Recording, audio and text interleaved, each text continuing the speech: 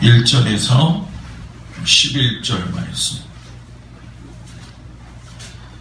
말씀을 교도하겠습니다. 예수는 감람산으로 가시니라. 아침에 다시는 성령으로 교도하시니 백성이 다 나오니라. 앉으라 그들을 가르치시더니 서기관들과 바리새인들이 음행 중에 잡힌 여자를 끌고 와서 가운데 세우고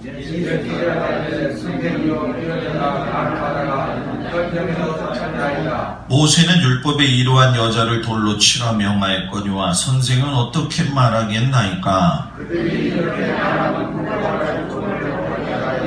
예수를 시험하리라. 예수께서 오늘 그들이 묻기를 맞이 아니하는지라. 이에 일어나 이르시되 너희 중에 죄 없는 자가 먼저 돌로 치라 하시고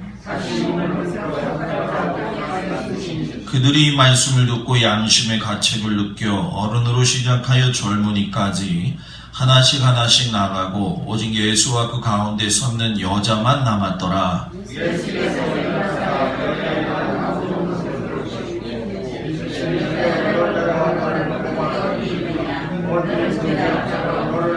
다 같이 있습니다. 대답하되 주여 없나이다. 예수께서 이르시되 나도 너를 정죄하지 아니하노니 가서 다시는 죄를 범하지 말라 하시니라. 아멘. 죄인들에게 가능성을 준 가늠한 여인이라는 제목을 가지고 오늘 저녁 말씀을 좀 나누도록 하겠습니다. 제목이 참 그렇죠. 죄인들에게 가능성을 준 가늠한 여인. 자, 가늠하다가 잡힌 여인의 이야기는 우리가 설교 말씀을 통해서 참 많이 들었어요. 그런데 우리가 이 가늠하다 잡힌 여자를 통해서 은혜를 받아야 될 사람은 여기 성경에 나와 있는 잡혀온 여인 당사자가 아닙니다. 이 말씀을 통해서 은혜를 받을 사람들은 바로 우리들 자신이라는 거예요. 자, 왜 그런 마음이 드냐면 가늠한 여인의 이 말하는 과정을 보게 되면 의도적인 부분들이 참 많이 있습니다. 그런데 마치 서기관이나 바리새인들 그리고 주변에 있던 사람들이 몰려와서 죄가 있는 그 여인을 통해서 예수님의 반응이 어떤 거를 바라보려고 했던 거는 심히 나쁜 행동이죠. 사람이 가지고 있는 그 죄악상 가운데 저는 가장 좀 좋지 않게 여기는 게 뭐냐면 이야기를 하면서 뻔히 알면서도 공격하는 거, 그거는 참 좋지 않다라는 생각을 매일 해요. 세상 알고 보면 그들도 그렇고 우리들도 은밀하게 행하는 죄들이 더 많이 있는데 아무렇지도 않게 그들이 말할 수 있다는 걸 보면서 우리들 마음 가운데 그 마음의 동요가 일어나게 되죠. 어떻게 보면은 가늠하다가 잡힌 여자는 현행범이지만 우리 같은 경우는 현행범이 아님에도 불구하고 솔직히 더 많은 죄에 노출되어져 있는 것이 사실이에요. 율법주의자들이 가지고 있는 것 중에 한 가지, 우리가 성경을 여러분들이 앞으로 읽을 적에는 그거를 꼭 기억하셔야 되는데 성경을 한국적 상황에서 보지 말라는 얘기입니다. 유대인들의 상황에서 보시면서 그 관점을 보고 해석을 하면 이해가 더 빨리 온다는 거예요. 여기 율법주의자들이 원래 율법을 주신 하나님의 의도하고는 다르게 예수님에게 접근하는 모습을 볼 수가 있어요. 예수님이 자신을 갖다가 표현하실 적에도 뭐라고 하셨냐면 내가 율법을 폐하러 온 것이 아니라 율법을 성취하러 왔다라고 이야기를 하셨어요. 자, 그럼 율법적으로 본다고 하면 가늠하다가 이 잡힌 여인은 지금 돌에 맞아서 뭐예요? 죽어야 됩니다. 그런데 예수님이 그 여인의 죄를 가지고 율법적으로 해석하고 논의하고 하는 것이 아니라 고발한 사람들에 대한 죄를 갖다가 상기시키는 역반응이 일어나게 하셨다는 거예요. 저 여자를 돌로 쳐가지고 죽이든지 아니면 죽이지 못하더라도 진퇴양난에 빠진 예수를 갖다가 공경 속에 빠뜨리거나 오히려 예수를 죽일 수 있는 그 율법을 갖다가 제대로 이행하지 않은 그 법을 통해 가지고서는 얼마든지 예수님을 갖다가 공격할 수 있는 상황이었죠. 그런데 엉뚱하게도 예수님이 말씀하신 것이 율법주의자들이 이러지도 못하고 저러지도 못하는 상황에 딱 모였다는 거예요. 실망의 선고였죠. 그리고 예수님에 대해서 더 반감을 가지게 되고 도전을 가지게 되는 거예요. 그런데 우리들은 다르게 생각해야 되지 않겠느냐라는 얘기예요. 하나님의 은혜는 죄인들을 사랑하시고 용서하시는 분이다라고 하는 걸 우리가 매일 말로만 하고 있어요.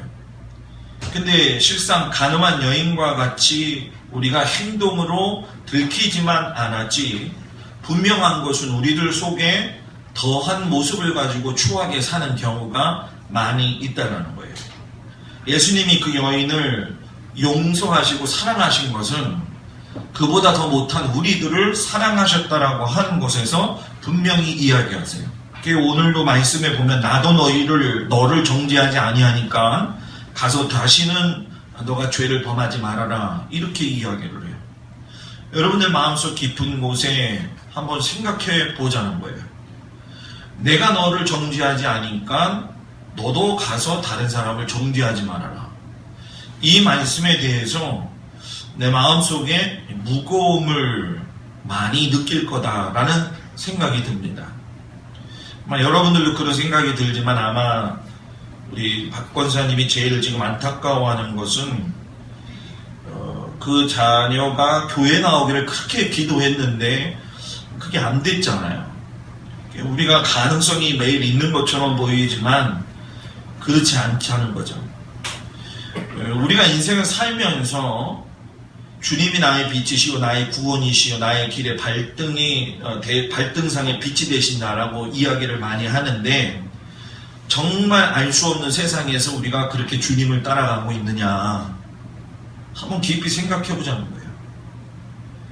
여인이 등장하면서 간음죄로 잡혀왔던 간에 중요한 것은 인간인 그들이 죄가 있음에도 불구하고 죄가 없는 예수님을 갖다가 잡기 위한 방법으로. 근데 이것이 오늘날 우리에게 일어나고 있느냐? 그런 경우가 많이 있어요. 세상 신앙생활을 하고는 있지만 예수님의 말씀을 귀중하게 귀담아 듣지 않는 경우가 많이 있는 것이 사실이에요.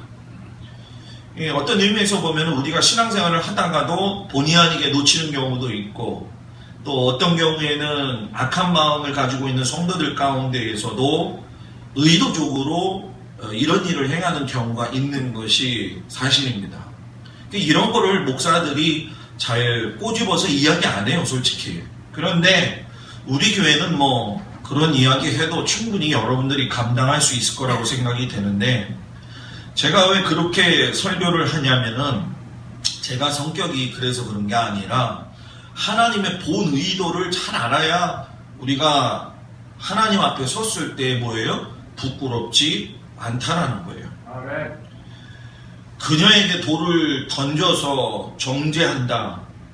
예수님이 만약에 돌을 던지라고 허용을 하게 될 경우에는 실상 우리가 예수님이 돌아가실 때도 보면 알겠지만 죄인을 죽일 수 있는 권리가 유대 자치기구에는 없는 거죠. 그런데 처형할 수 있는 권한이 로마 사람들에게 있기 때문에 예수님이 오케이 하게 될 경우에는 예수님이 또 로마 사람들과의 관계 속에서 아주 어려움을 갖는 그런 상태가 된 거예요. 간교해요. 치밀해요. 분열을 일으키고 분쟁을 일으키고 악한 일로로 치닫도록 만들어가는 것이 이 사탄이 가지고 있는 습성이에요.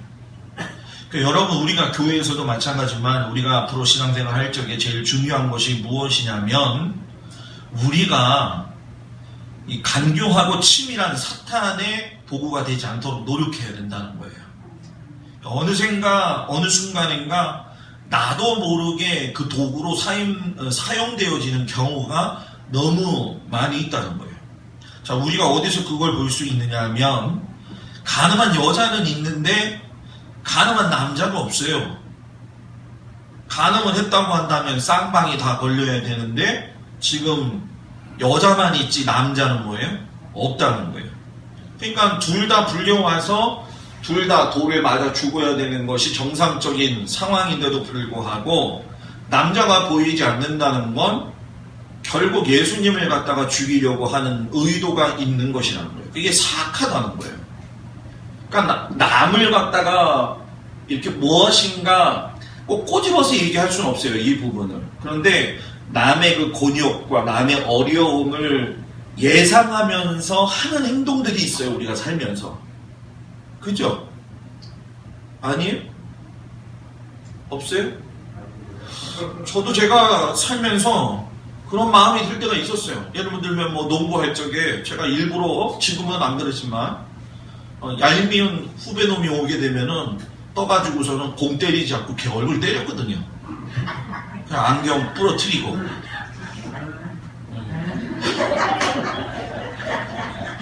박종 원사님이 제가 그랬어요. 너 마음에 안 들어 그러면 얘기하지 않고 농구하다가 내 얼굴을 때려버렸죠. 근데 뭐 그게 비일비재했었어요. 시간도 흐르는데 여러분 잘 생각해봐요. 우리들은 안 그러냐는 거예요. 여러분들이 인간관계 하면서 여러분들 잘 생각해보세요. 집에 가서 생각하고 천장을 쳐다보면 답이 나옵니다. 답이 나옵니다. 여러분 우리가 이 이야기를 다루면서 알 수 있는 것 중에 한 가지가 뭐냐면 율법은 죄를 알게 하는 것이지 죄를 해결하는 것은 뭐예요? 아니라는 거예요. 예수님을 비난했던 사람이 일반적인 백성들이 아니에요. 요즘같이 쉽게 이야기하면 신앙생활 좀 하는 나름대로의 좀 끝발 있는 신앙인들이에요. 좀 나름대로의 나이도 좀 있고 신앙 연수도 좀 있고 그런데 하나같이 그들이 하나님의 말씀을 연구했다라고 하는 건 하나님의 말씀을 너무 많이 듣고 있었다는 거예요. 그 말씀을 듣고 있었고 알고 있었고 예수님이 뭘 얘기했는지도 다 알아요. 시간 나면 하나님이 주신 율법을 읽고 연구하고 논의하는 것처럼 우리들도 여러분 성경 읽잖아요. 그죠? 성경 읽고 뭐 성경 공부 교회에서 하고 목사님 말씀 잘 듣고 그런데 실상 알고 보면 우리도 똑같은 상황에 놓일 때가 많이 있는 것이 뭐예요? 사실이라는 거예요. 오늘 제가 주일 설교 준비하면서 도아디리아 교회를 준비했는데 도아디리아 교회 준비하면서 제가 느껴진 게 있어요. 그게 뭐냐면 성도가 신앙을 피곤하게 하면 안 된다. 뭐 무슨 프로그램도 좋고 무슨 성경 공부도 좋지만 도아디리아 교회 설교를 제가 이제 2주 앞에 걸 준비하면서 느낀 게 뭐냐면 성도는 교회에 와서 설교 말씀만 잘 들어도 잘 사는 거예요. 단순하게 살라는 거예요. 예수님 말씀만 들어도 복잡한 판에 뭐 성경 공부하니까 더 복잡해지는 것 같아 솔직히. 그죠? 그냥 아주 기본적인 베이스를 알고 그것만 하더라도 솔로몬이 이야기했던 것처럼 예수님의 하나님의 말씀의 명령은 내 삶의 등불이 되는 것이고 하나님의 법은 빛이 되는 거예요. 아니, 성경 공부 많이 하고 성경 그렇게 많이 읽었는데 등불은커녕 뭐 호롱불도 안 되는데 어떡합니까? 네? 오늘 어떤 분이 저한테 전화 왔어요. 목사님 지방에서 얼마나 읽어야지 성경책을 주죠? 그래서 왜요? 그랬더니 제가 지금 많이 읽었는데 혹시나 해서 7독 아니면 안 된대요. 그랬더니 제가 7독 하겠습니다. 딱 그러시더라고요. 잘한다고 제가 그랬어요. 여러분이나 저나 마찬가지 아니겠습니까? 신앙생활 나름대로 한다고 열심히 노력하지만 어떨 때는 하나님의 말씀보다도 앞서가지고 우리가 해석을 해서 우리의 지혜로움을 가지고 우리의 신앙생활을 하는 경우가 너무나 많다는 거예요. 더군다나 우리들은 그래도 베테랑이라고 얘기하는 신앙인들인데 에이 그러지 마요. 우리 어머니도 그래요. 우리 어머니 베테랑이에요.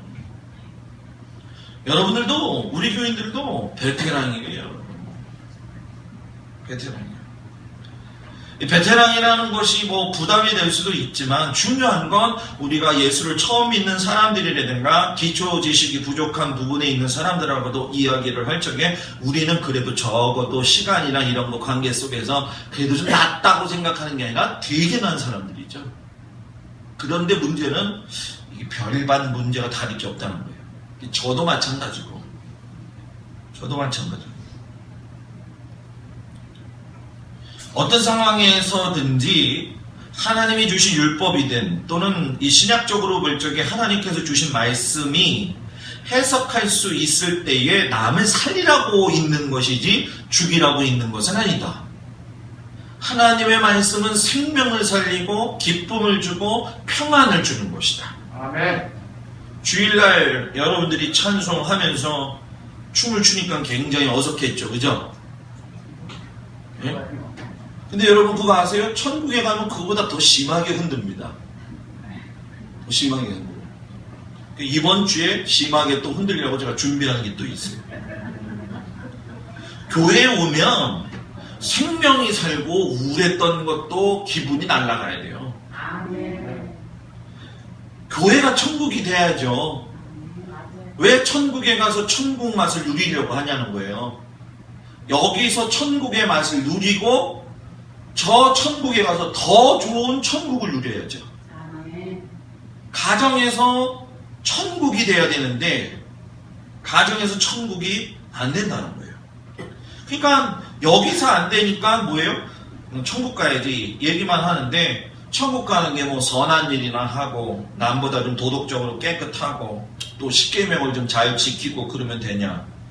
이스라엘 백성들이 십계명에 대해서 강조를 되게 많이 하죠. 그런데 여러분 십계명은 하나님이 구원하시기 위해서 주신 것이 아니라 십계명을 통해 가지고 하나님께서 살라고 하는 그 삶을 살아보라고 주신 거예요. 그러니까 십계명을 우리가 받아들일 적에 몸으로 행동으로 살려고 노력해보는 결과가 있어야 돼요. 주일날 안식일을 지켜라. 그죠? 안식일 지키려고 주일날 지키려고 해야 되는 거예요. 십계명을 다 지키고 난 후에 우리 안에서 뭐가 나타날까요? 완벽함이 아니에요. 죄성이 나타나고 약점이 나타나요. 그러면 그것을 통해서 내가 이게 부족한 게 많구나. 근데 그걸 다른 사람한테 표현해서 저 사람은 저게 문제야. 맞아. 나를 보내는 거야. 다른 사람 보지 말고. 나를 보고 내가 이런저런 부족하구나. 그러니까 내가 이런 부분에서 그래서 로마서 3장 20절에 보면 사도 바울이 율법의 행위로 그의 의롭다 하심을 얻을 육체가 없나니 율법으로는 죄를 깨달음이니라 라고 이야기해요. 다른 사람의 죄를 깨닫지 말고 나의 죄를 깨닫는 거예요.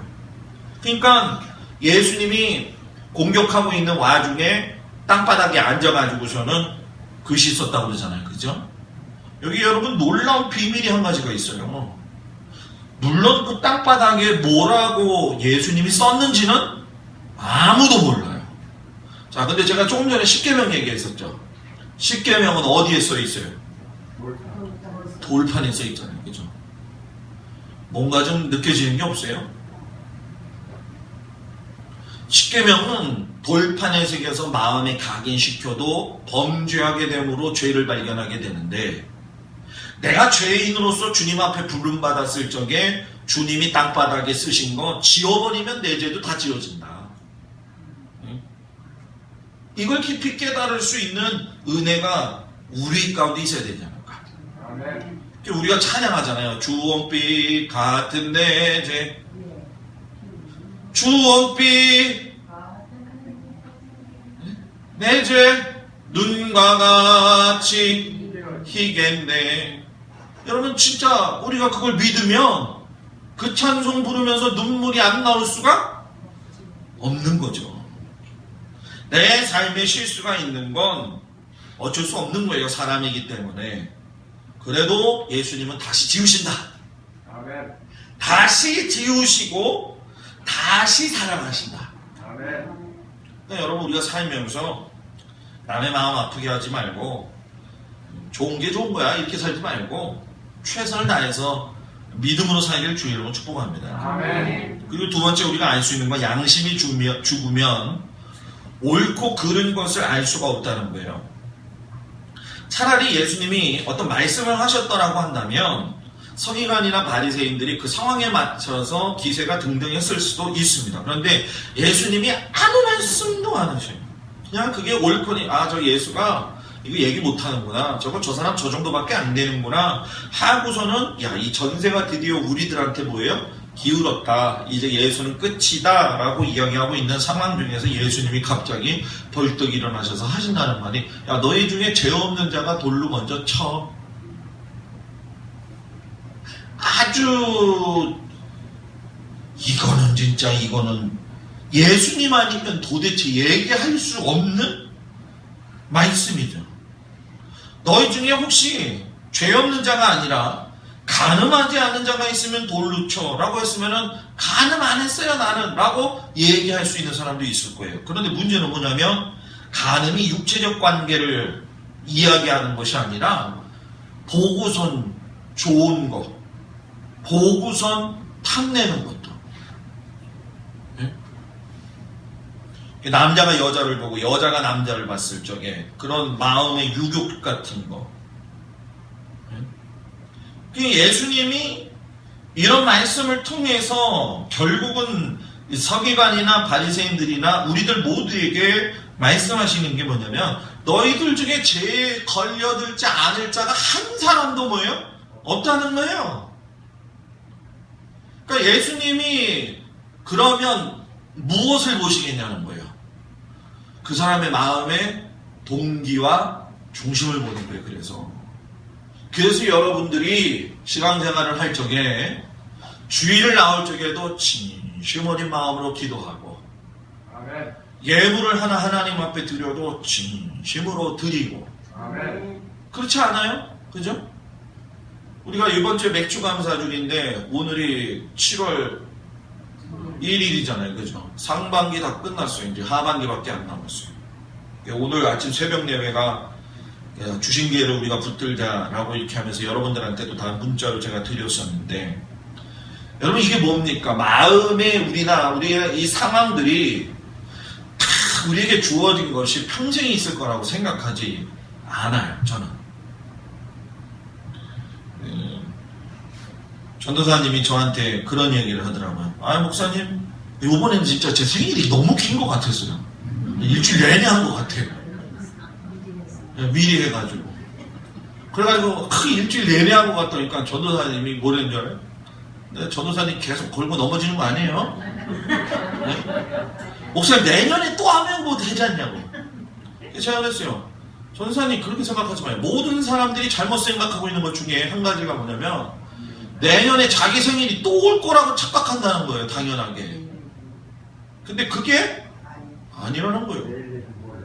인생을 장담하면서 살면 안 돼요, 여러분.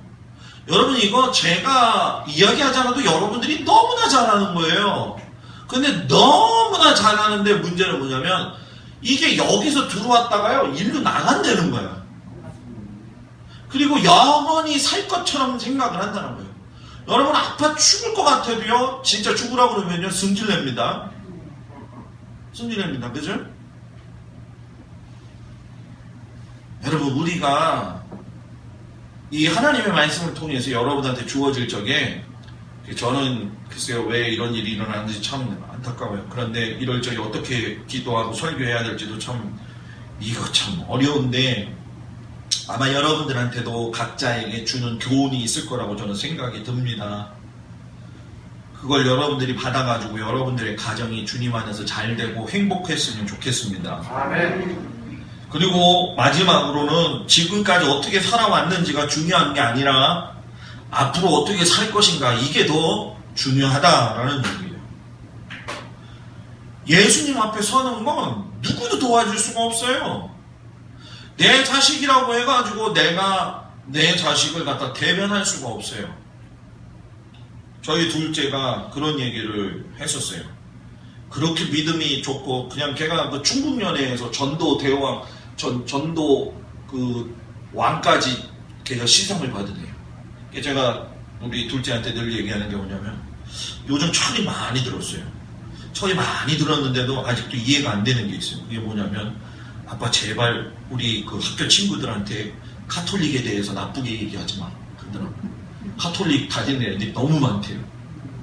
근데 왜 그러냐 했더니 나는 믿어서 좋고 그렇다고 하지만 다른 사람이 또 그렇지 않잖아요. 근데 오늘 제가 보니까 정말 중요한 교리들이 너무나 틀리다는 거 오늘 도와드리아 교회 하면서 발견을 했어요. 2주 후에 이제 여러분들이 그거 알게 될 겁니다. 뭐 이렇게 공격하고 안 하고 그런 문제는 아니에요. 지금 많은 사람들이 신앙생활을 하고 있고 또 자기들 나름대로의 어떤 신앙을 가지고 간다고 이야기를 해요. 그죠? 여러분들도 어떤 신앙, 예수님에 대한 신앙이 있어요. 그죠? 내가 느낀 예수님이 있어요. 근데 여러분 그 신앙이 신념이 되면 안 돼요. 그 신앙이 자기 사상 체계가 되면 안 돼요. 신앙은 그냥 예수님만 보면 되는 거예요. 아멘. 거기다 내 걸 플러스 시키고 첨가시킬 경우엔 그건 신앙이 아니에요. 그건 내 체계가 되는 거예요. 내 사고방식의 체계가 된다는 거예요. 그래서 신앙은 뭐예요? 단순해야 된다는 거예요. 예수님은 세상의 빛으로 오셔서 구원을 받게 하시고 누구든지 받을 수 있는 선물을 주시게 오신 것이고 정죄하러 오신 분이 아니라는 거예요. 예수님이 나는 너를 정죄하지 않는다라고 이야기했어요. 그러니까 내가 용서받는 것도 사람에게서 들으려 하지 마세요. 내가 다른 사람을 용서하는 것도 내가 하는 것이라고 생각하면 못합니다. 그죠? 하나님이 주시는 힘이 아니면 용서할 수가 없어요. 요번에 여러분 참 어이가 없죠. 왜냐하면 미국에서 동성애 합법화가 됐는데 흑인 친구들을 그 백인 아이가 많이 쏴주었잖아요. 그죠? 거기에 장례식장에 오바마가 참석을 했잖아요. 그죠? 그 보셨어요? 뭐 했어요 거기서? 오바마만 참석했다고 그랬죠? 나왔어요? 오바마가 거기서 어메이징 그레이스를 불렀어요. 대통령이.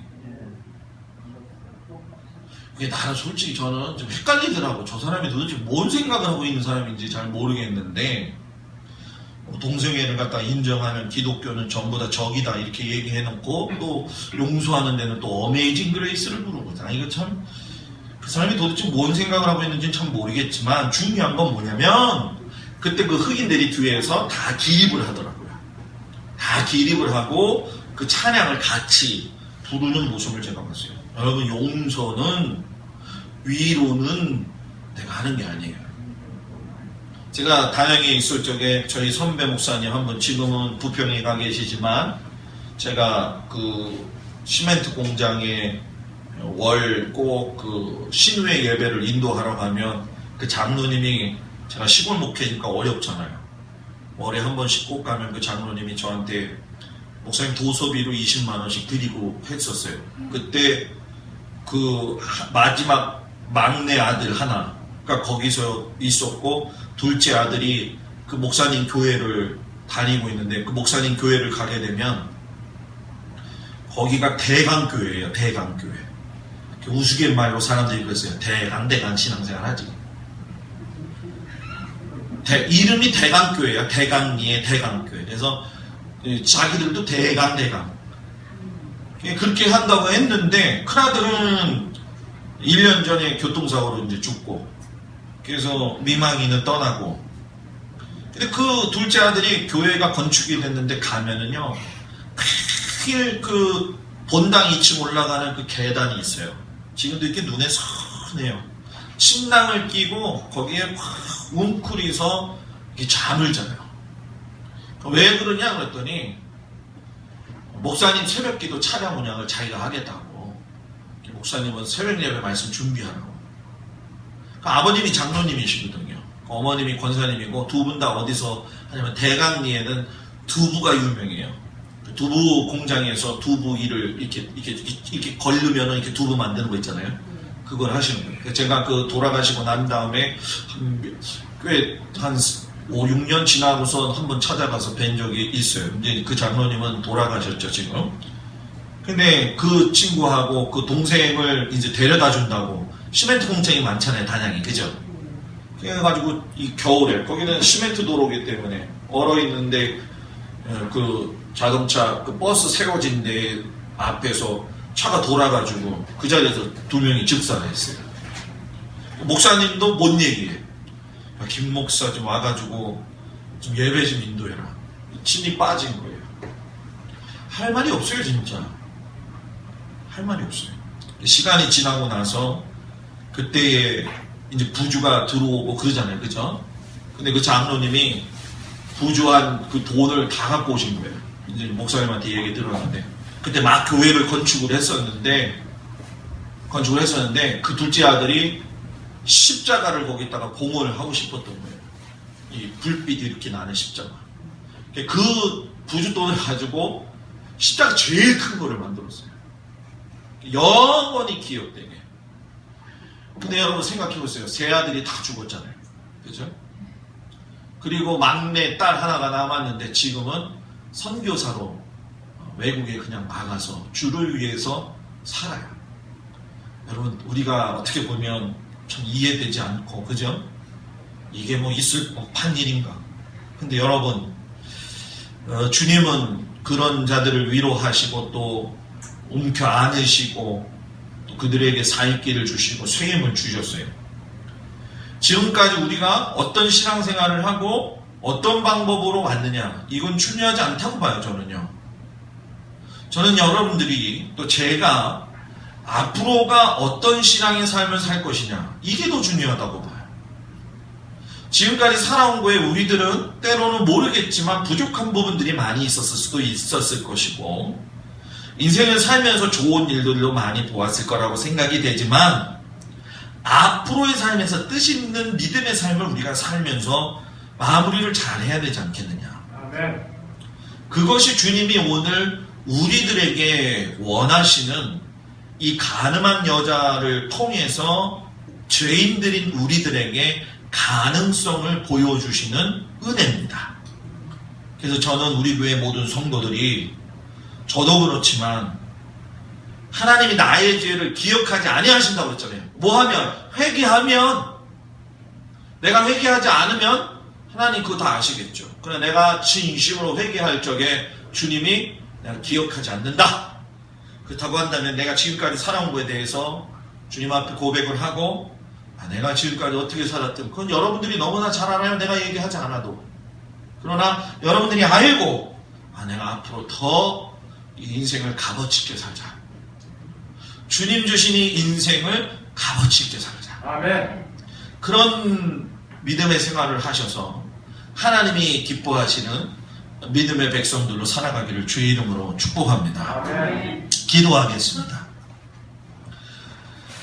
은혜로우신 아버지 하나님 감사합니다.